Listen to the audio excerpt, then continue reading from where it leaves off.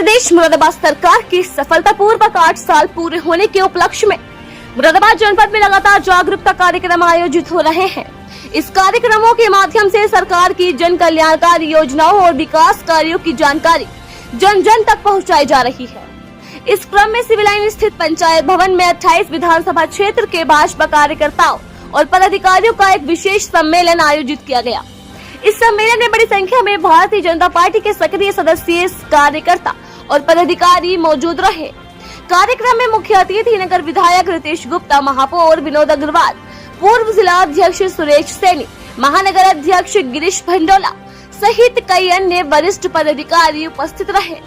सभी वक्ताओं ने उत्तर प्रदेश सरकार की उपलब्धियों को विस्तार से बताया।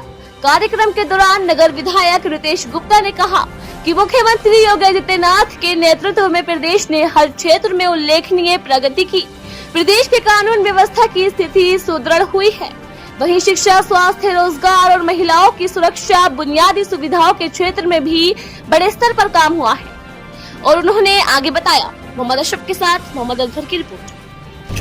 साथियों, जैसा कि आप लोग जानते हैं कि 2014 से पहले का भारत और आज का भारत, विश्व पटल पे जो सम्मान 2014 के बाद के भारत का है वो सब आप लोगों के सामने है।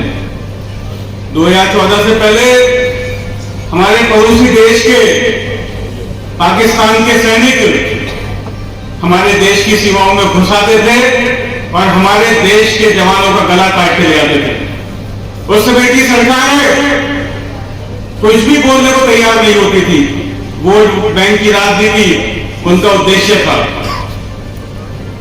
आप लोगों के सहयोग से, आप लोगों के आशीर्वाद से 2014 में जब देश की कमान आदरणीय मोदी जी, जो कि इस देश के ही नहीं अब विश्व के सबसे शक्तिशाली नेता हैं, उन्होंने आप लोगों के आशीर्वाद से संभाली, तो भारत का मान सम्मान विश्व पटल पे लाने का काम उन्होंने किया।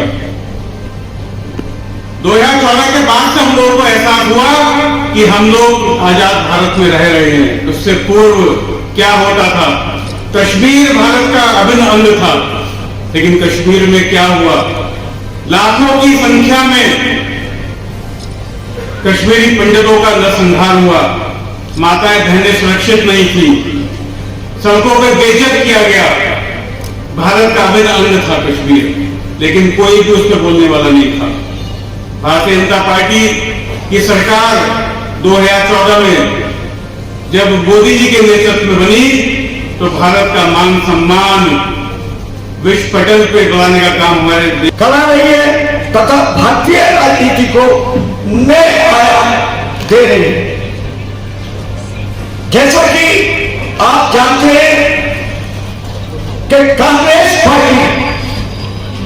कांग्रेस की एकाधिकार वाली एक दलीय लोकतांत्रिक व्यवस्था के रूप में जाने जाने वाली भारतीय राजनीति को भारतीय जनता पार्टी ने दो ध्रुवीय बनाकर एक गठबंधन रूप के सूत्रपात में अग्रणी भूमिका निभाई है। आज देश में विकास आधारित राजनीति की नींव भी भारतीय जनता पार्टी के विभिन्न राज्यों में सत्ता में आने के बाद तथा पूरे देश में भारतीय जनता पार्टी नीति राजक शासन के दौरान ये नींव रखी गई। अभिवादन और वंदन मैं सभी को हृदय की गहराइयों से स्वागत करता हूं।